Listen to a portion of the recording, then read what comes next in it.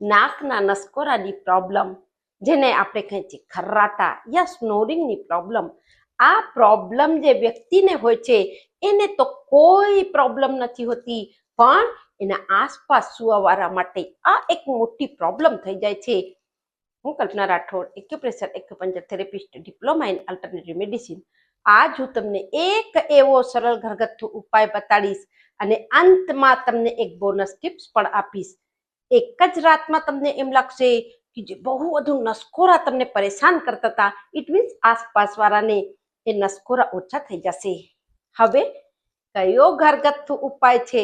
સૌથી પહેલા તમે ગાયનું ઘી લઈ લેજો અને રાત્રે સૂતા પહેલા બંને નાકમાં 2 ટીપા ગાયના ઘીના નાખી લેજો અને એનાથી તમને જે નસકોરામાં આપણે કહે ને કે શ્વાસ નલીમાં જે કોઈ અવરોધ છે એ અવરોધ દૂર થશે અને નસકોરાની પ્રોબ્લેમ દૂર થશે.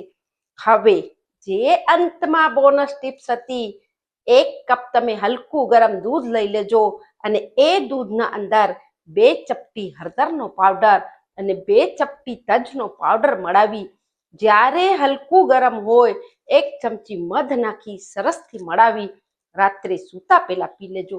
યદિ તમે આ 2 ઉપાય એક સાથે કરી લીધા અને લગાતાર યદિ કરી લેશો, નસકોરાની પ્રોબ્લેમ હંમેશ માટે દૂર થઈ જશે.